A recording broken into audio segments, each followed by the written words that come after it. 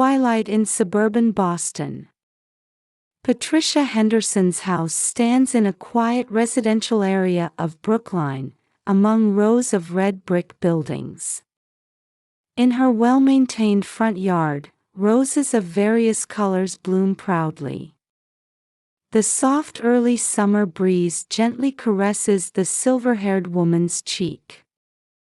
At 62, Patricia sits in her window armchair, gazing at the bird feeder in her garden. Her pearl necklace softly glows in the setting sun. Since retiring 2 years ago from her 30-year tenure at Brookline Private Elementary School, she's been living peaceful days. Dressed in an elegant two-piece suit from Brooks Brothers, listening to classical music while gardening, this was her daily routine.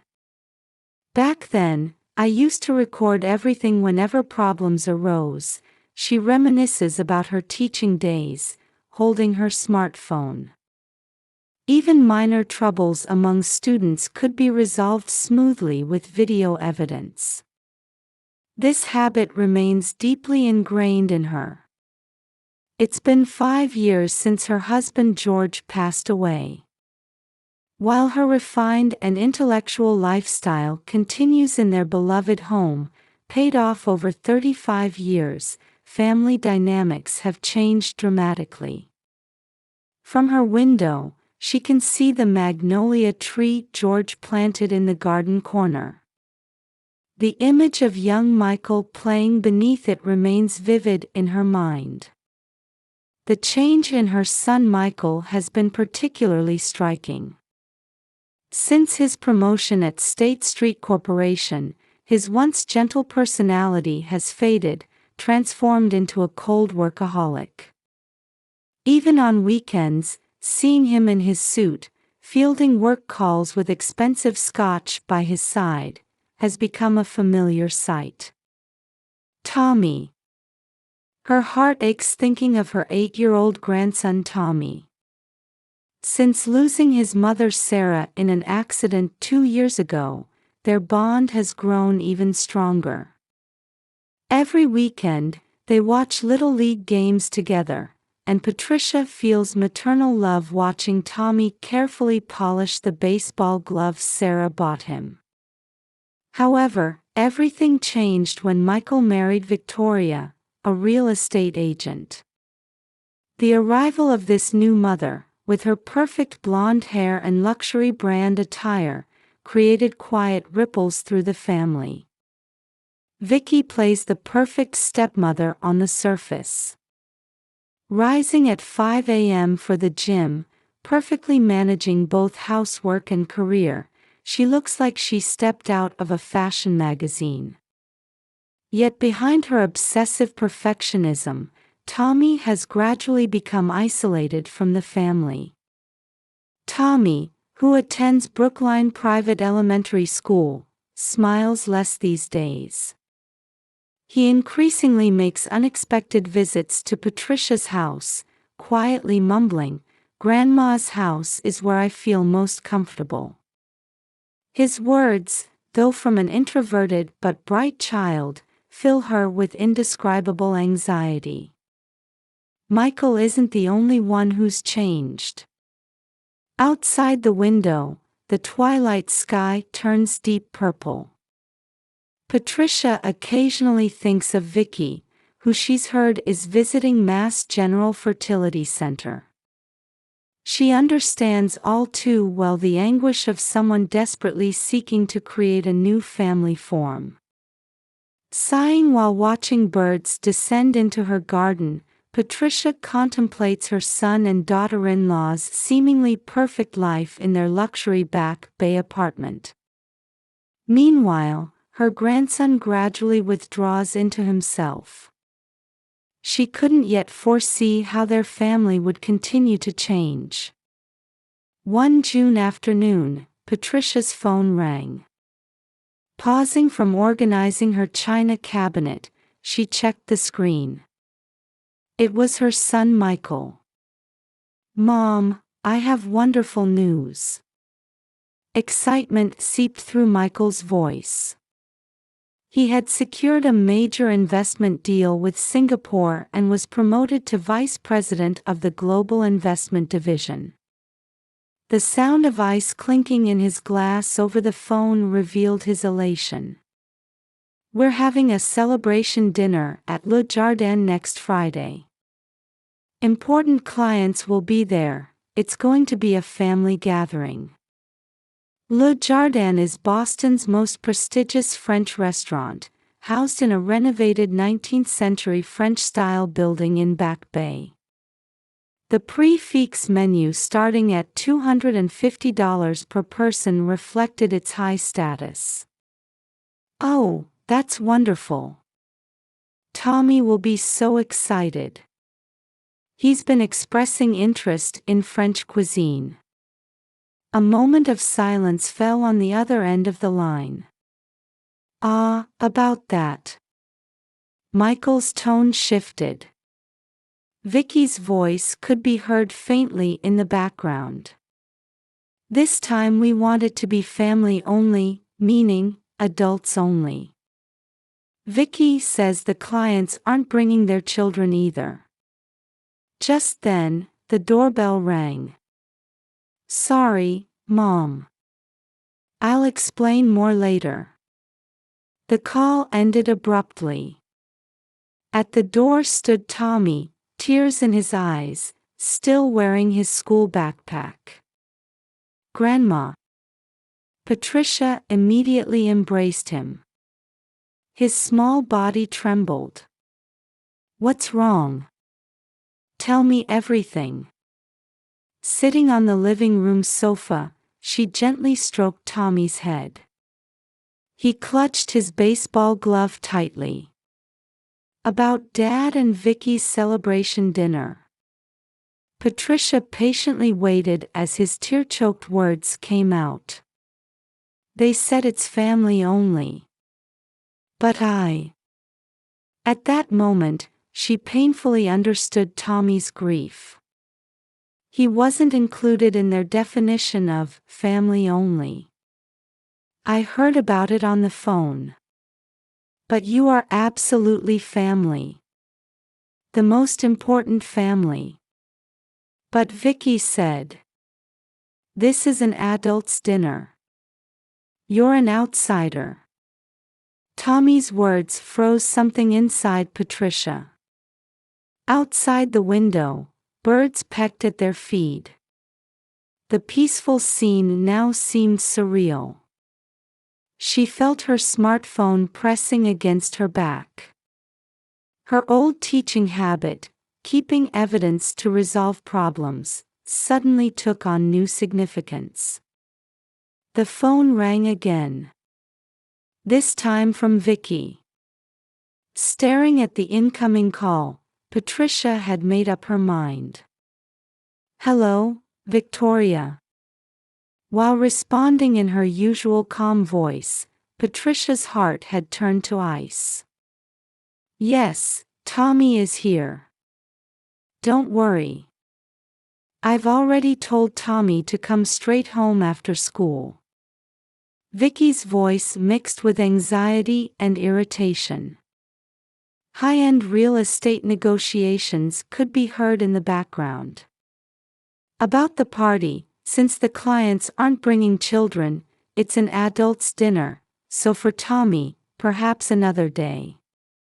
"Victoria," Patricia said quietly but firmly. "Let's discuss this. At Le Jardin." "What?" "But..." "Friday, 6 p.m. Tommy and I will definitely be there." Before hanging up, she heard Vicky's confused sigh.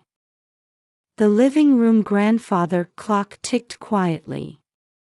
Tommy, feeling her grandson's warmth in her embrace, Patricia secretly strengthened her resolve. Perhaps now was the time when her smartphone's recording function would serve its true purpose. "It's all right. Grandma will protect you." That evening, Tommy had dinner at his grandmother's house.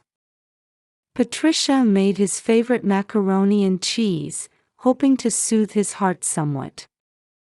During the meal, Tommy suddenly spoke. "Hey, Grandma. Did Dad change after Mom died in the accident?" Caught off guard by the unexpected question, Patricia momentarily lost her words. However, she decided to face this question honestly too. "Yes, grief can change people. But I'm sure your dad's true kindness is still there somewhere." "I think Vicky hates me," Tommy continued, pushing his macaroni around with his fork. "Yesterday, I heard her talking to Dad on the phone. She said, at this rate, Tommy will be too spoiled to ever become a businessman." Those words sparked anger in Patricia's heart. What were they expecting from an 8-year-old child? But keeping her expression neutral, she asked, "How is Vicky lately?" "She gets up early and makes perfect breakfasts. But she gets angry if I don't say it's delicious. And..." Tommy lowered his voice. "Every night when she comes back from the hospital, she's crying. Dad doesn't seem to notice." Patricia thought of Vicky attending fertility treatments. The deep wounds behind her perfectionism. However, that didn't justify her treatment of her grandson. That night, after driving Tommy home, Patricia began preparing for Friday. From her closet, she took out the Chanel suit George had given her for their last Christmas together. "George, I'm going to wear your gift once more, to protect our grandson." Checking her smartphone settings, Patricia smiled quietly. Who would have thought the experience of recording difficult parent conferences during her teaching years would be needed in confronting her own child? 3 days until the dinner at Le Jardin. Patricia stood by the window, looking up at the night sky. Tomorrow, she would scout the restaurant, just in case. And prepare to record everything, should the worst happen. Friday, 6 p.m. A taxi smoothly pulled up in front of Le Jardin, carrying Patricia and Tommy. The building, faithfully recreated in 19th-century French style, showed an elegant presence in the twilight. "Grandma, I'm shaking." Gripping Tommy's hand, Patricia nodded quietly. "I'm a bit nervous too. But it'll be all right." On their way to the entrance, they noticed the private garden. Bird feeders were elegantly placed on the well-maintained lawn. The sight seemed to soften Tommy's expression slightly. "Monsieur Henderson's party, yes." At the front desk, the manager's expression turned confused. "I apologize, but your names aren't on today's list." Just then, Vicky and Michael hurriedly approached.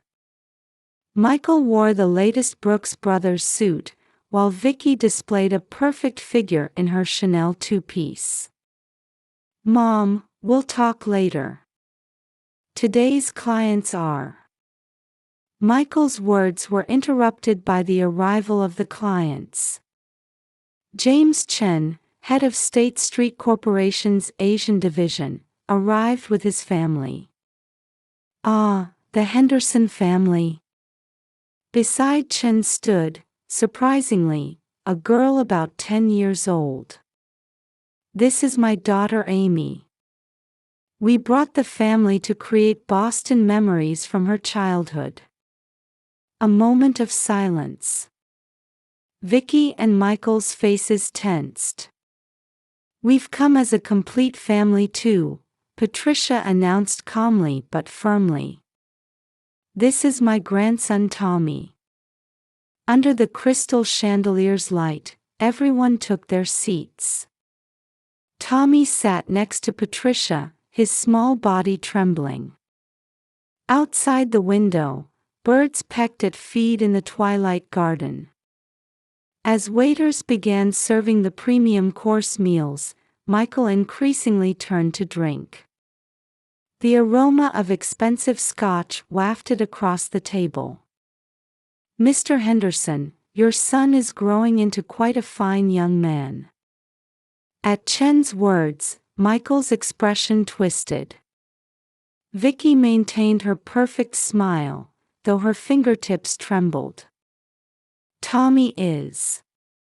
Just as Michael opened his mouth, an unexpected event occurred. The sound of birds suddenly taking flight outside the window. Michael abruptly stood up and headed for the terrace. "This is an outsider's meal." He grabbed the bird feed and threw it onto the restaurant floor. "This place isn't suitable for someone who isn't family." Vicky stood beside her husband, wearing a cold smile. "I'm sorry, Tommy. This seems to have been too much for you." As the clients looked on in confusion, Patricia quietly took out her smartphone from her bag. The red recording light had already been blinking for several minutes. Embracing Tommy's shoulders, she quietly stood up.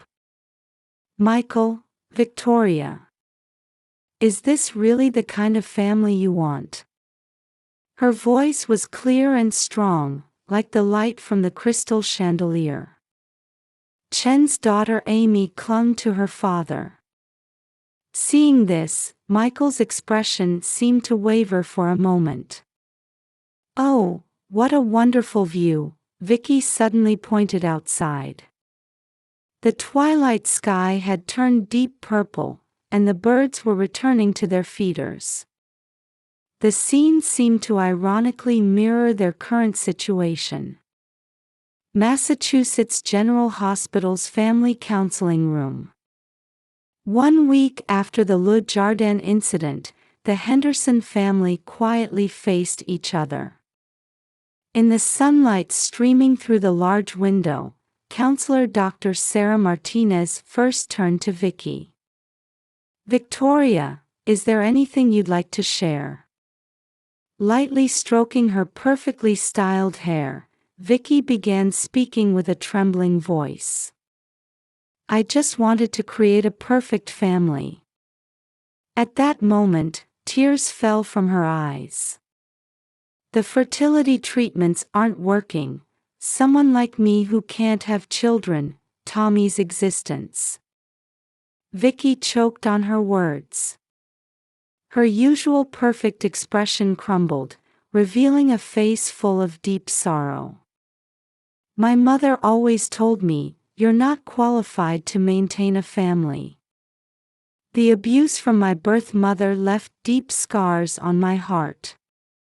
That's why I was desperate.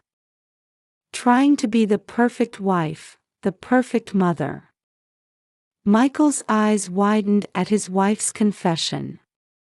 "Vicky, why didn't you ever tell me?" "I couldn't. Your career was going so well, I didn't want to be the one holding you back." Dr. Martinez nodded quietly, then turned to Michael. "Michael, could you share about the conflicts within you?" His hand tightened around his glass. The usual confident investment banker's expression gradually melted away.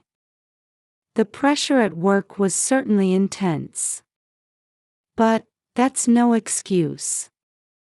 Taking a deep breath, he continued. "Since losing Sarah, it's been hard to look at Tommy.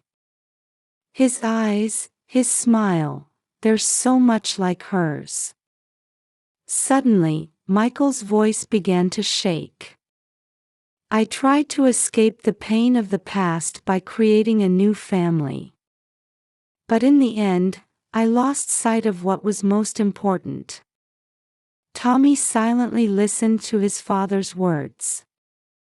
His small eyes showed a mix of understanding and confusion. Patricia had submitted the recorded video to the counselor, but there was no need to show it.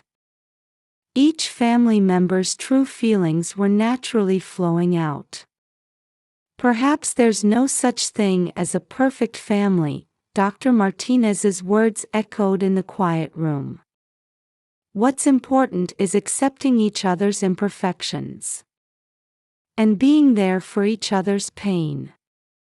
Outside the window, birds rested their wings in the hospital courtyard.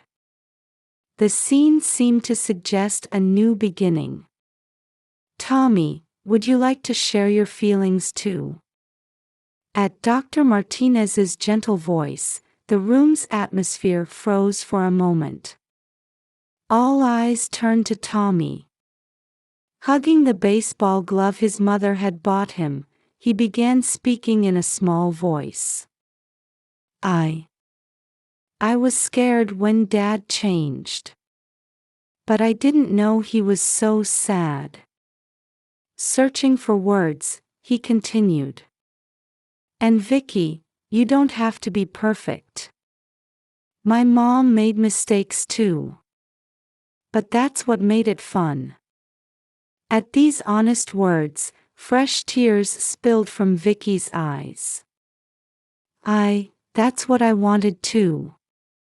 But the constraints within me were too strong." Patricia quietly watched, then finally spoke.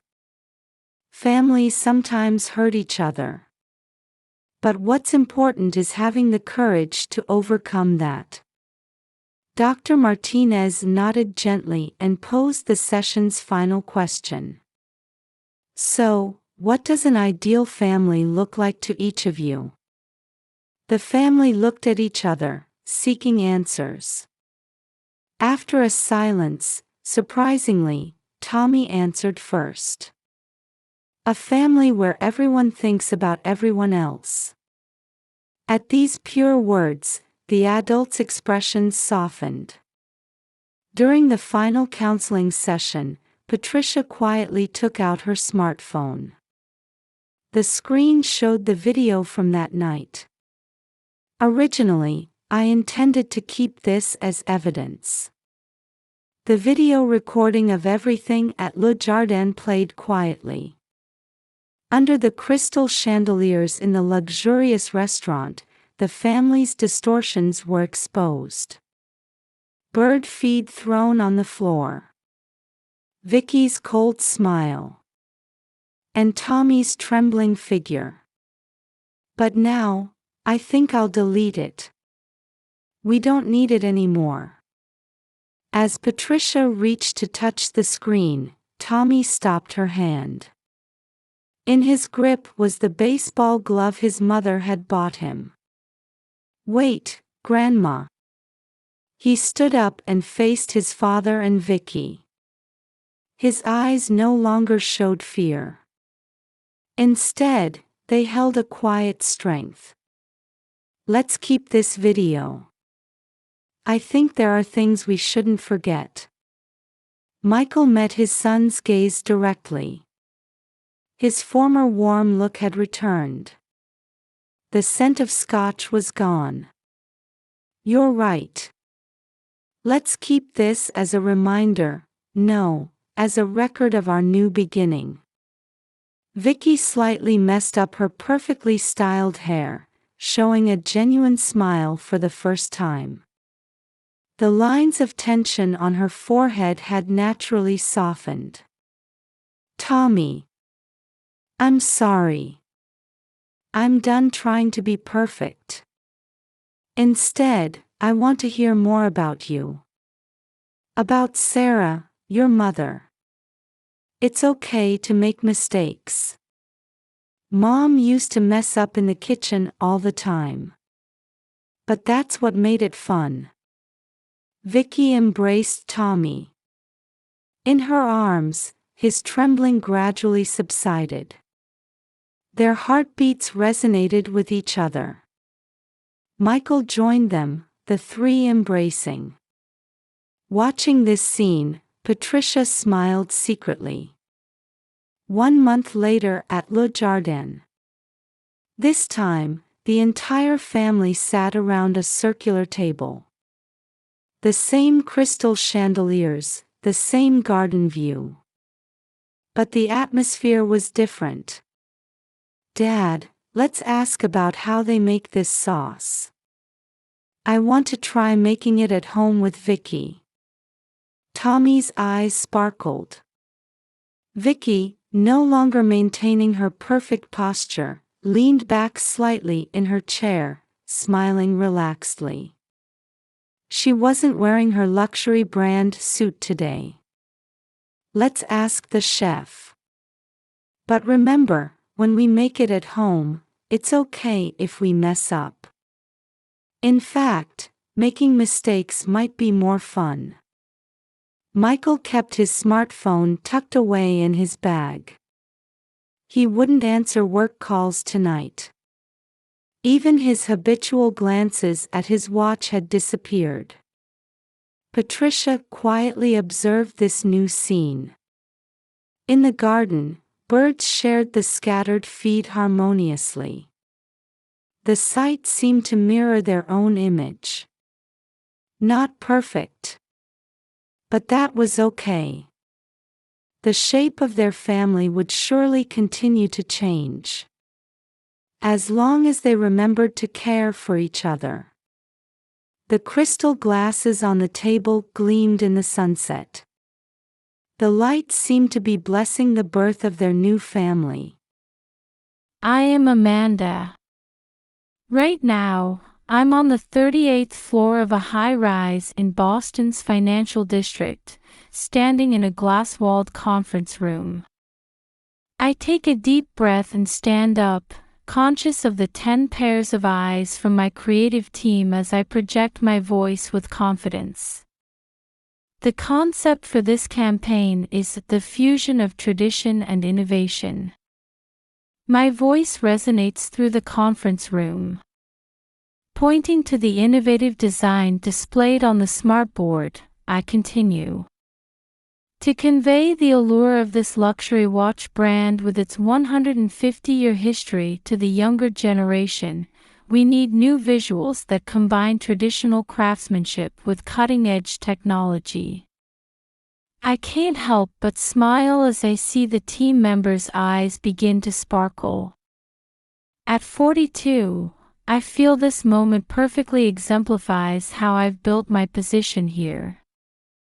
When the meeting ends and I return to my office, my eyes fall on the family photo on my desk. It's a picture of just my husband Jeremy and me, with his gentle smile, taken 2 years ago to celebrate our 10th wedding anniversary. The silence of the photo, without children's laughter, brings a sudden wave of loneliness. Looking at the clock, I see it's past 6 p.m. Today is another day when I need to stop by the fertility clinic on my way home. Taking a deep breath as I grab my bag. I hope there's good news today. With that wish, I leave the office. As I step into the elevator, I catch my reflection in the mirror. The face of a successful businesswoman. But behind that facade is a woman who desperately wants to be a mother. This is my life. One face as an advertising professional, another as a woman longing for a baby. My story was about to unfold as I continued to wear these two faces. As I head to the clinic, my thoughts drift back to 10 years ago. At the Museum of Fine Arts Boston's Ancient Greece exhibition. I was intently studying the displays, advertising campaign materials in hand. "Excuse me, are you looking for something specific?" I turned to find a man with a gentle smile. Professor Jeremy Nixon from Boston University's History Department. At that moment, I never imagined this encounter would change my life so dramatically. Actually, I'm researching ancient Greek perfume containers, I said, and Jeremy's eyes lit up. In that case, you might prefer this one. He led me to an elegant curved vessel in a small display case. As I listened to Jeremy's explanation, I was drawn in by both his depth of knowledge and his engaging way of speaking. Over the next 2 years, we went on dates to museums and art galleries, sharing our values and life perspectives. Whenever I heard about Jeremy's Irish family, I felt the contrast with my ordinary middle-class background, but his kindness and intelligence dispelled such anxieties. He proposed to me at sunset in a riverside park.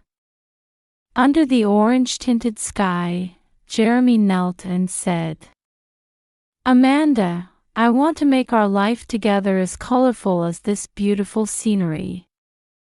I nodded through tears. Our wedding was small but heartwarming. Jeremy's family welcomed me warmly. Only Linda, Jeremy's mother, seemed to keep her distance. But at the time, it didn't bother me much. After returning from our honeymoon, our new life began. My advertising work and Jeremy's research. While supporting each other's careers, we naturally began thinking about having children. What names would you choose if we had children? I remembered Jeremy asking. That conversation has become my driving force today. As I place my hand on the clinic's door, I renew my determination. Sitting in the clinic's waiting room, I let out a deep sigh. 10 years ago, I never imagined I'd spend so much time in a place like this. Our natural attempts at conception began right after marriage. The first few months were full of hope. Jeremy and I enjoyed trying for a baby, carefully calculating my ovulation days. But as time passed, hope gradually turned to anxiety. As 1 year turned into 2, and friends announced their pregnancies one after another, our home remained without the sound of a baby's cry. "It's all right, Amanda. We have time," Jeremy would comfort me. But I didn't miss the worry in his eyes. When we entered our 3rd year of trying, we visited a fertility specialist. The test results showed no major issues. That should have been good news. But at the same time, not knowing the cause only increased our anxiety. We started with artificial insemination. Monthly visits to the clinic, hormone injections, battling side effects. Balancing it with work was harder than I'd imagined. Sometimes I had to take time off right before important presentations. Though the company was understanding, I missed some opportunities for promotion. IVF became a cycle of hope and disappointment. With each egg retrieval, we'd think, this time for sure, spending those 2 weeks after transfer holding our breath. But the results were always negative. Treatment costs rapidly depleted our savings. Jeremy took on additional lectures at work, and I increased my overtime. The financial pressure sometimes affected our relationship. "Should we stop?" Jeremy gently asked one night. I snapped at him in that moment. I regretted it later, but it showed just how desperate I was about this treatment. Casual comments from friends and colleagues sometimes cut like knives. "Still no baby. Aren't you getting too old?" Whenever I heard such words, all I could manage was a smile and a weak "well." But Jeremy's love never wavered. After each failure, he would hold me close. His words, "Having you is enough," became my anchor. And now, in our 10th year, this is our final attempt. Waiting for the IVF results. "Mrs. Amanda, please come in." The nurse's voice brings me back to reality. As I stand up, I pray silently. May these 10 years of struggle be rewarded. May the day come when I can hold our baby. Leaving the clinic and walking through the twilight streets of Boston, my thoughts turn to my mother-in-law Linda. Though today's test results gave me some hope, remembering my complicated relationship with Linda makes my chest tighten. 10 years of marriage. During this time, my relationship with Linda hadn't thawed. If anything, it had grown colder. I first met her after my engagement to Jeremy. The historic mansion in Beacon Hill. The moment the heavy door opened, I was overwhelmed. Linda stood there, ramrod straight, her silver hair perfectly styled. "So you're Amanda." Her voice held no warmth. Her eyes moved appraisingly over my entire body. At dinner, Linda questioned me extensively about my background and profession. I could see her brow furrow with each answer. "Advertising seems like such demanding work. Won't it be difficult to balance with married life?" I sensed the unspoken question behind her words. "Do you plan to have a family?" Jeremy was always on my side. "Mom, Amanda is an excellent creative director. Her work deserves respect." But Linda's attitude never changed. At every family gathering, she would make indirect comments about the differences in our backgrounds and upbringing. How many times had her conversations beginning with "in our family" made me feel like an outsider? It was in our 3rd year of marriage when Jeremy told me about his parents' divorce. The cause was apparently the difference in values between Linda and her ex-husband George. George had been an open-minded person who didn't care about family status. "Dad would have really liked you," Jeremy said. Those words brought me so much comfort. My relationship with Linda hit rock bottom when we started fertility treatments. I can never forget her muttered words, "To think there won't be an heir to continue the family line." Arriving at our apartment, I unlocked the door. Jeremy must still be at the university.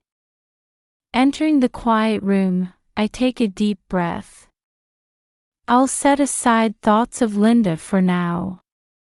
This is the time to focus on the treatment. And if we get good results, maybe that will be an opportunity to change my relationship with Linda. 2 weeks later, on a Saturday morning, I held the pregnancy test with trembling hands. Jeremy was waiting in the next room for me to call him. How many mornings like this had we faced in these 10 years? But this time felt different somehow. Taking a deep breath, I followed the test instructions. And then, the 3-minute wait. The longest 3 minutes of my life. Watching the second hand make 3 revolutions, I let my mind wander in something like a prayer. I want to believe that all these 10 years of struggle, tears, hope, and even moments of near giving up were all for this moment. 3 minutes passed. Nervously, I look at the test stick, and there they were, two clear lines. Jeremy. At my voice, Jeremy comes running in.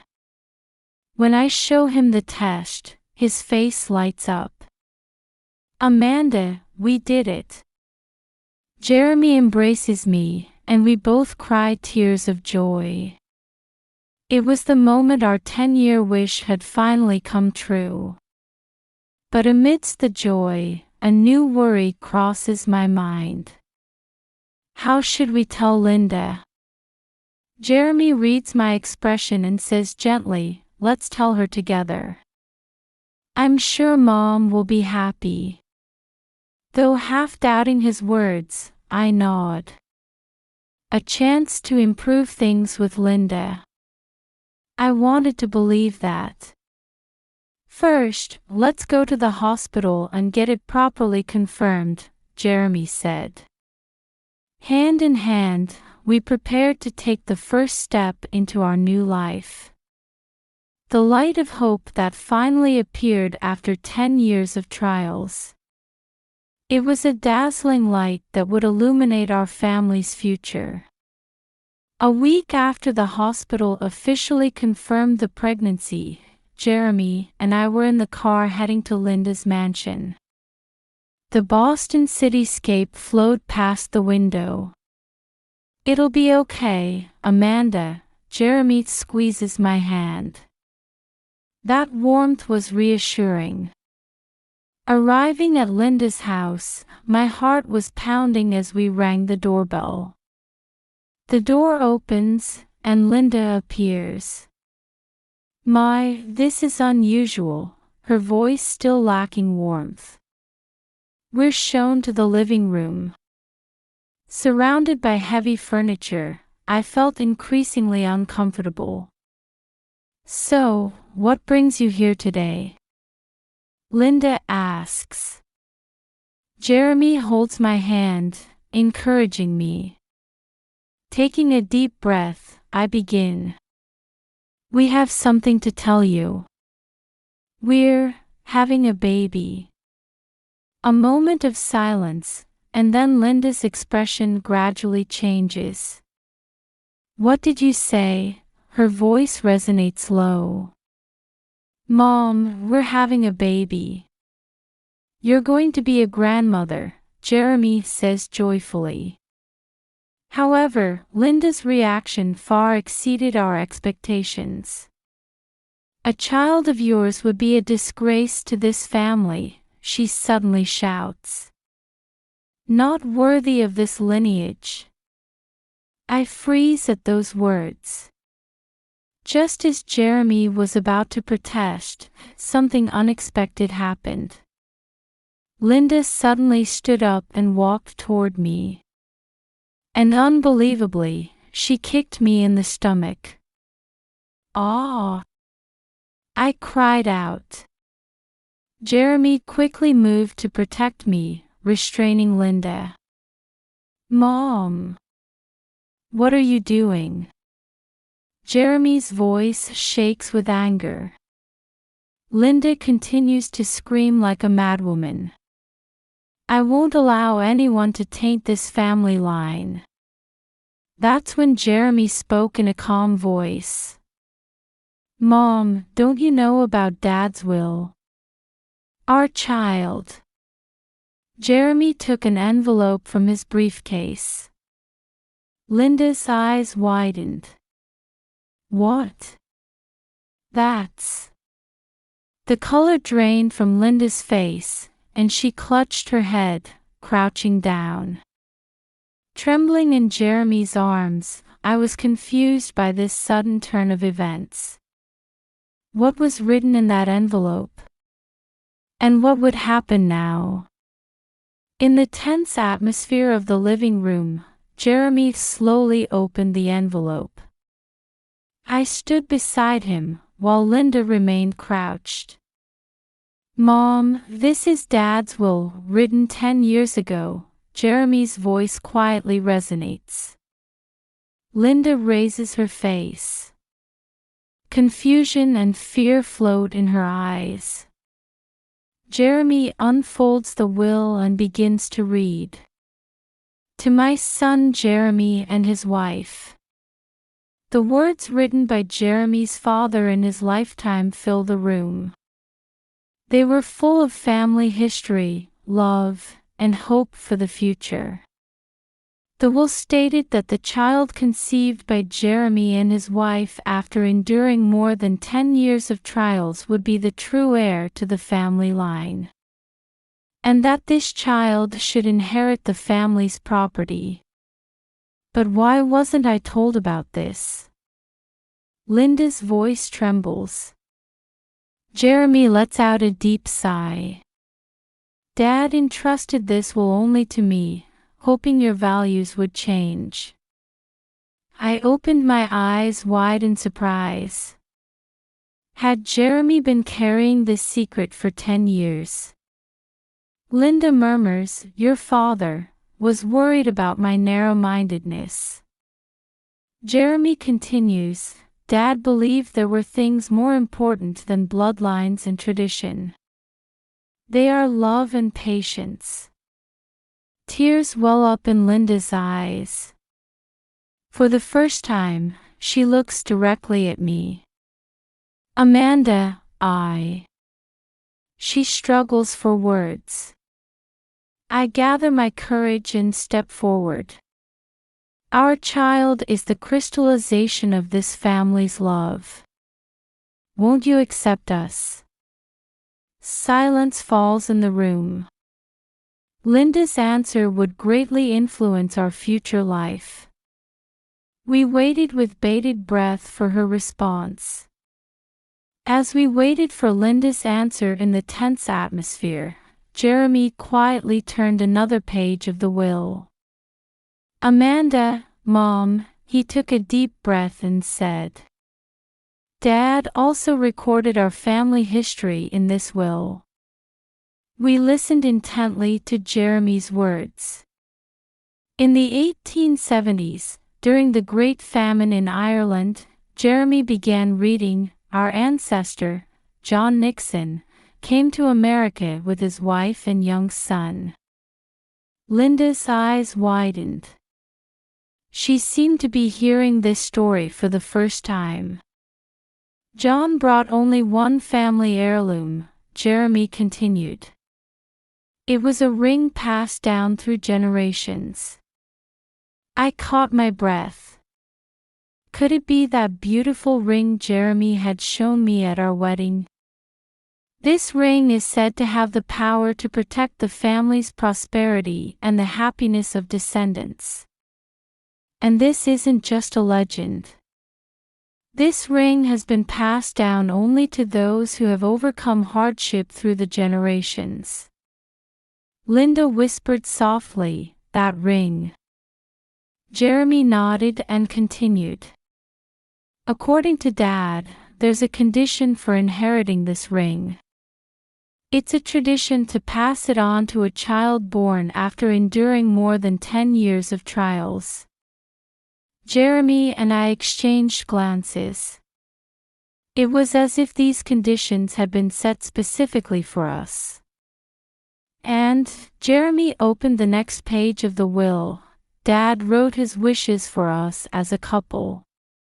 He read with emotion in his voice.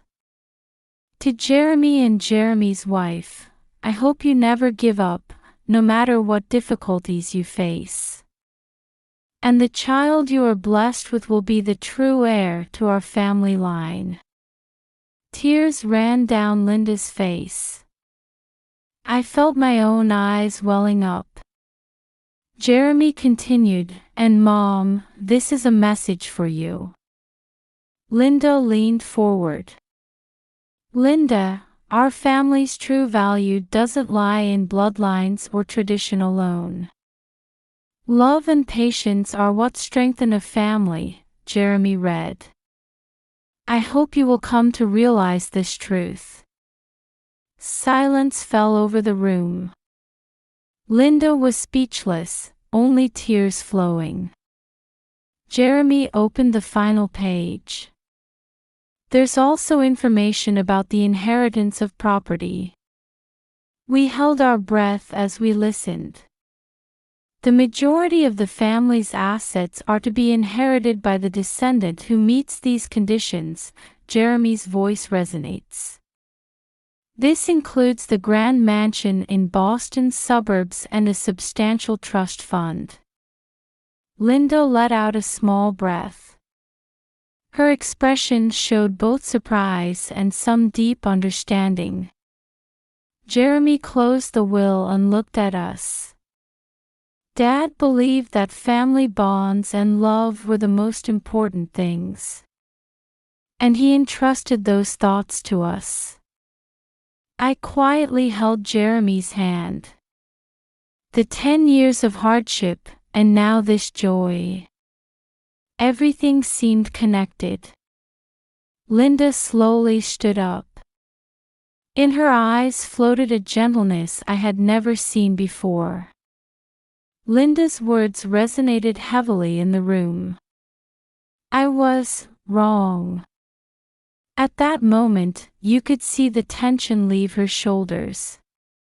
It was as if the hard shell she had maintained for years was about to crumble. Let's sit down, Jeremy quietly suggested. The three of us sit on the sofa. Linda covered her face with both hands and let out a deep sigh. Your father was always right, she finally raised her face. I was too stubborn and couldn't see what was truly important. I listened silently. For the first time, I sensed vulnerability in Linda's expression.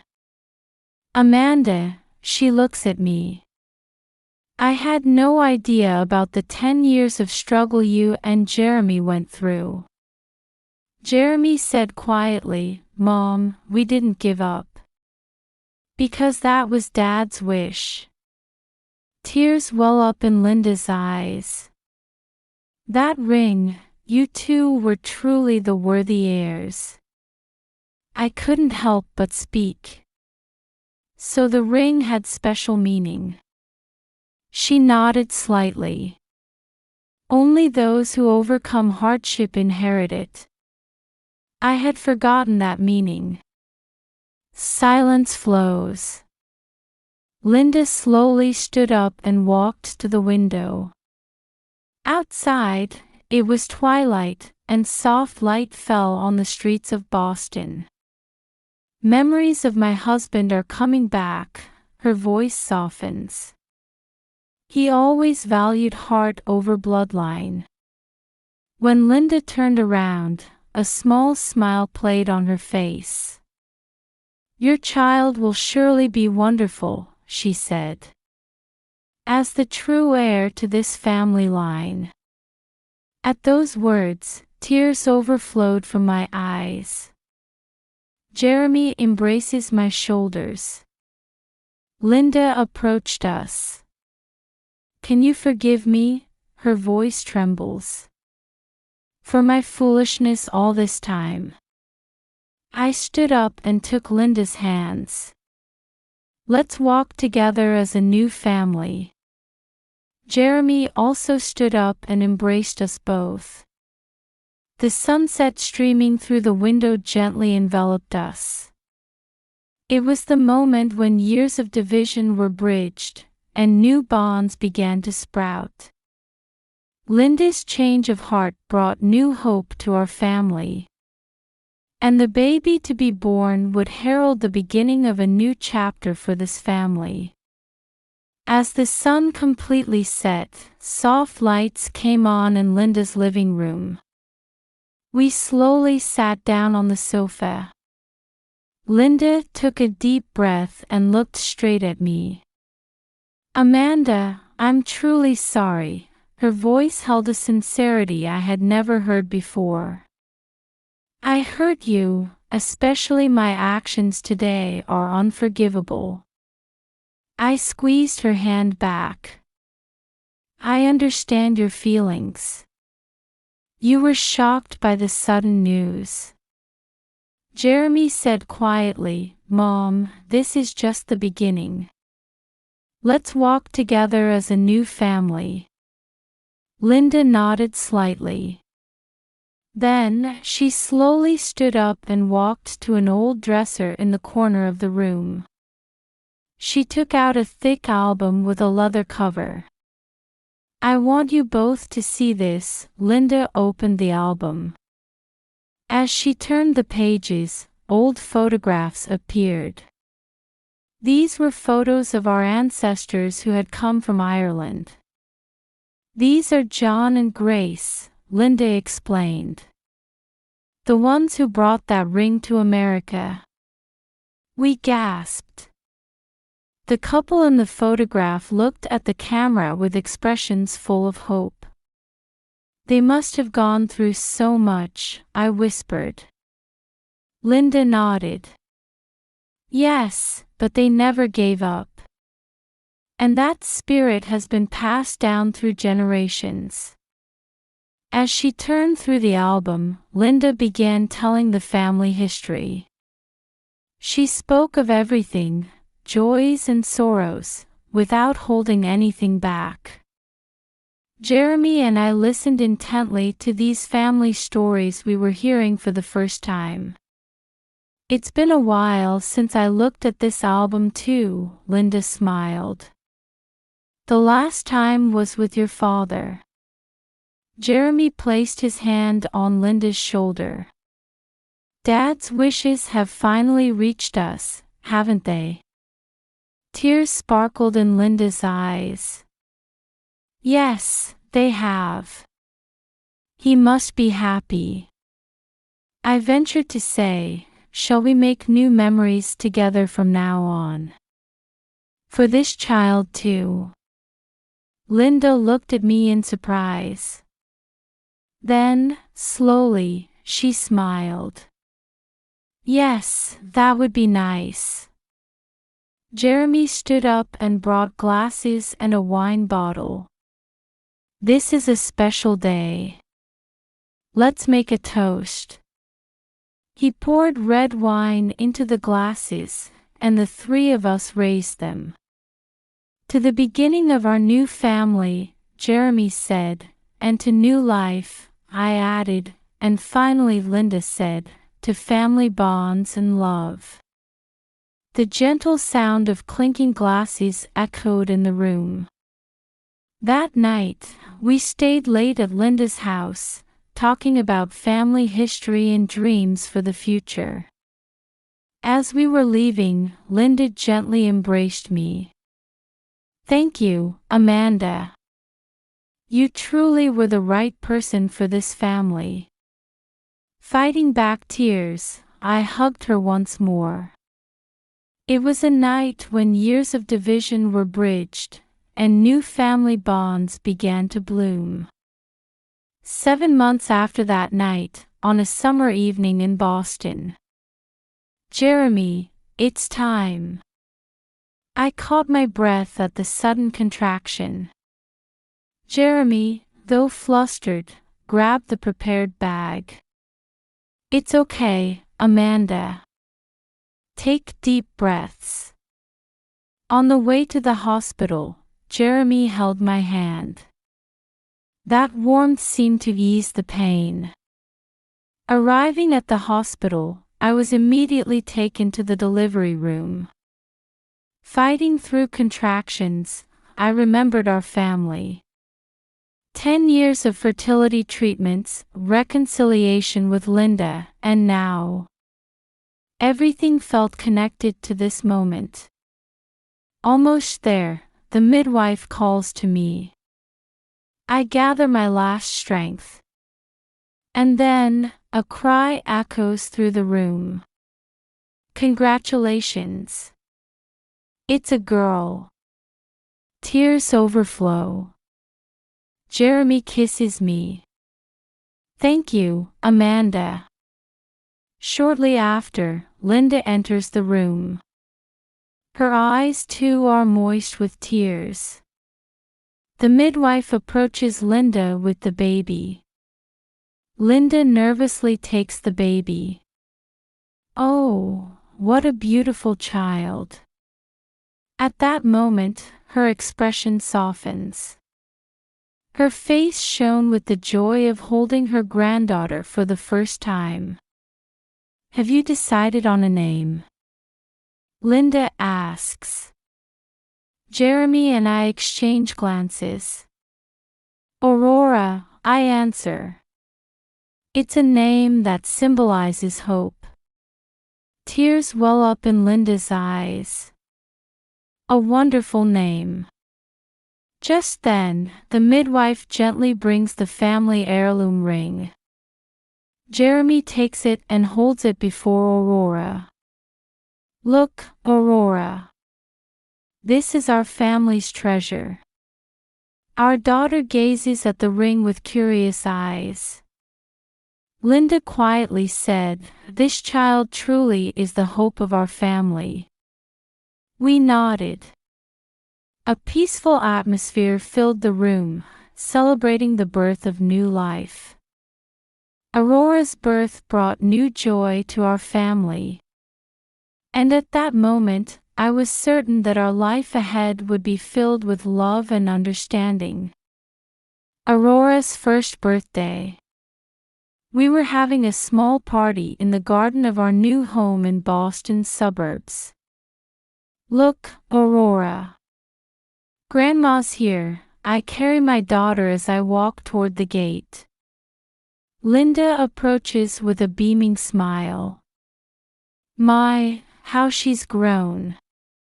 Aurora reaches out happily upon seeing Linda's face.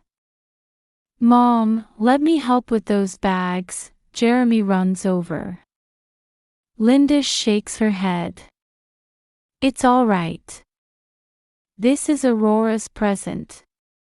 The living room is decorated with many photos of Aurora, and on the wall hangs a timeline showing the family's history. "Oh, how lovely!" Linda looks around admiringly. Jeremy explains proudly, "We're recording our family's new history, carrying on Dad's wishes." On the table sits Aurora's birthday cake, with one candle gleaming on top. "Come, Aurora. Let's all sing," I call out.